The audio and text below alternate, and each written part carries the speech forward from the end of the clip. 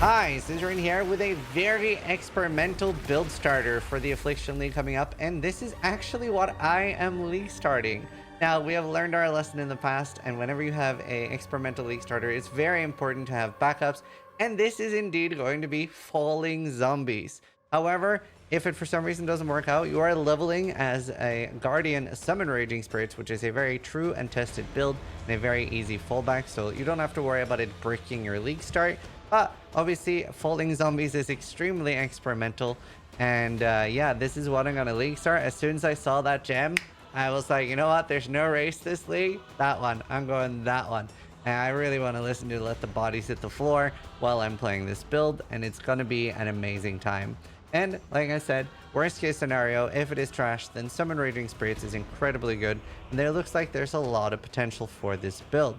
Now, we are going to play it on mines, and we were playing around with totems, traps, and mines, etc. Now, particularly the reasons why we were looking at traps and mines is because these things have, you know, a negative or a minus to the damage you deal with things like cluster trap, multi-trap, or minefield.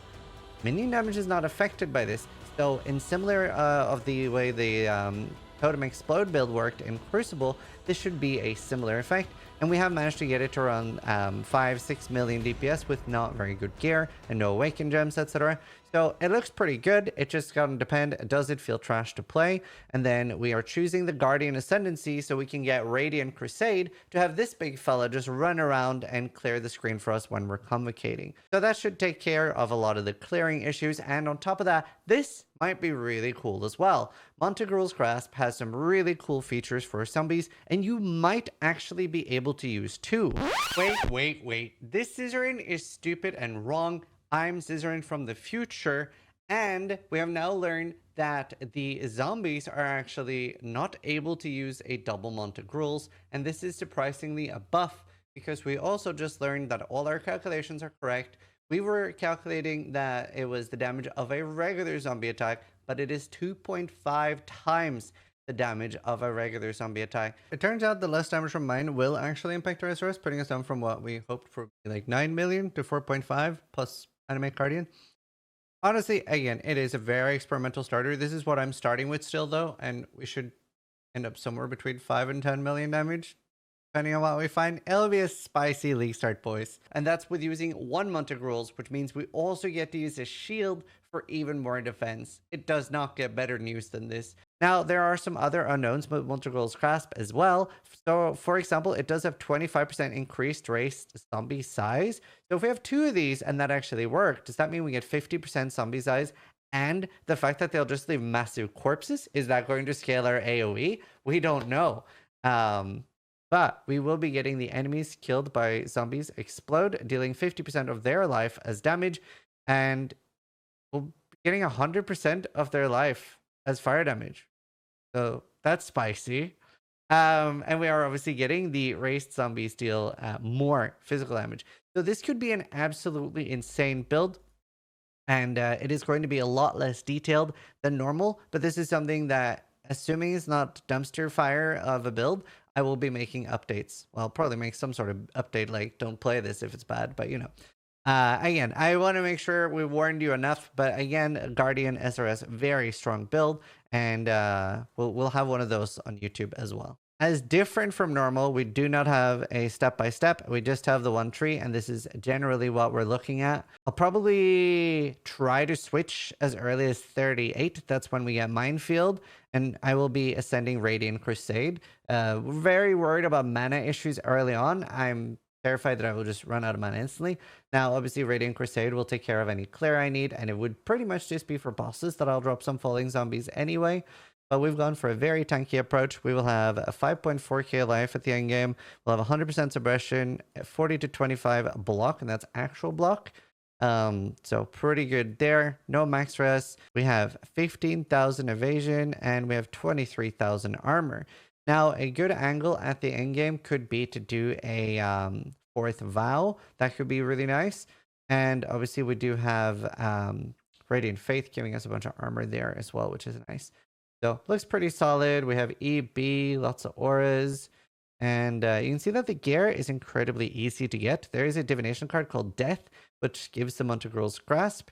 And yeah, it's very farmable. So your main hand weapon, your best in slot weapon, should be incredibly easy to get. Now, sadly, even though we have a very easy to get best in slot weapon, there are no corruptions that should matter for our build. So that is sad. We can see that all the other gear is going to be pretty straightforward, pretty easy. And like I said, a fourth vow and doing his backward glorious vanity could be really nice for some tank there. The Abyss Belt could be really nice as well to get lots of damage on your zombies. The Stitch Darkness Enthroned, almost forgot the name there, could be really, really good as well, especially with 100% and getting some really nice tools there. So that's something I'll be keeping an eye out for. Now, in this PoB, we do have an Animate Guardian as well, which will actually be dealing damage or rather increasing our damage, but it doesn't actually show up in PoB. In fact, a lot of the damage that we should have doesn't show up fully in PoB. We've done some stuff to simulate here. Now, obviously, assuming PoB eventually calculates this for us at launch, you can remove the custom modifier, but currently it does not. So this is generally the math that we've set up with chance to deal damage, mana cost, throw speed, the zombies deal more damage, they have more damage, etc. And we should, in theory, have calculated everything that we need. I am going to do the Brine King and Garakan as the Pantheon, and the Bandits is going to be kill all of them. And we can go through the other stuff here. So we have the Summon Sentinel of Radiance. See here we have a 2120 zombie, and honestly, most likely we will have a level 20 because getting a 2120 will be really hard off the actual falling zombie gem. We don't know if fresh meat will work, but we are hoping that it'll work. It basically gives you a huge buff to both crit and gives you really, really good stuff when they've just been summoned for the first 10 seconds. They're always just being summoned, so, you know, it just depends on the wording and what's actually going to work and what's not going to work. Minion damage, we can swap out for Awakened minion damage. Minefield, which is going to be huge. High Impact Mine, and then we can switch this out for Awakened Melee Physical. Pulverize might work as well, in which case it is absolutely insane because the less attack speed does not matter for us.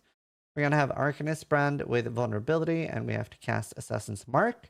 We're using Grace, Determination, and War Banner. War Banner has nearby enemies deal increased or take increased fizz damage, which is basically a more multiplier. You don't need to worry about placing that for the adrenaline. You just want it for the banner being up all the time. We're also using Pride, Divine Blessing, Inspiration. So we are going to be casting this, and it's basically like a buff that you have to cast, and then you have to be close to the enemy or the boss that you're trying to kill for that to do damage.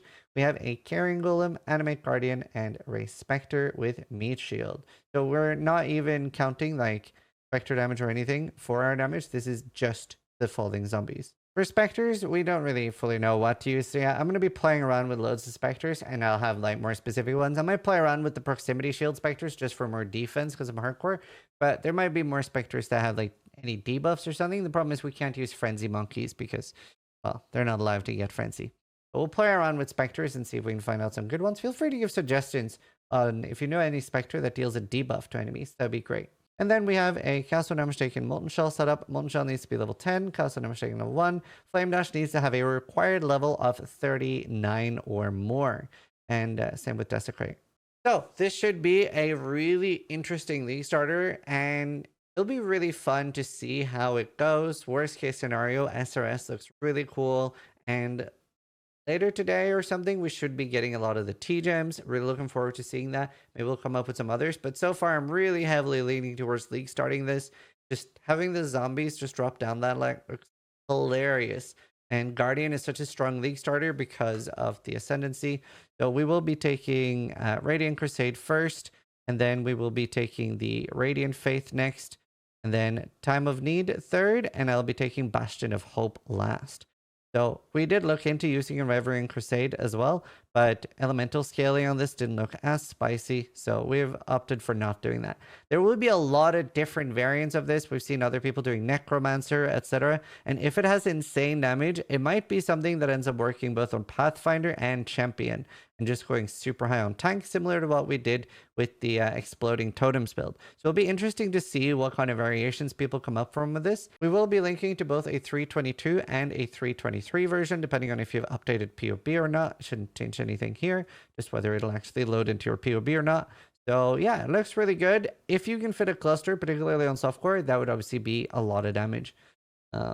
Yeah, a lot of fun stuff to be had here. So let's see if it pans out.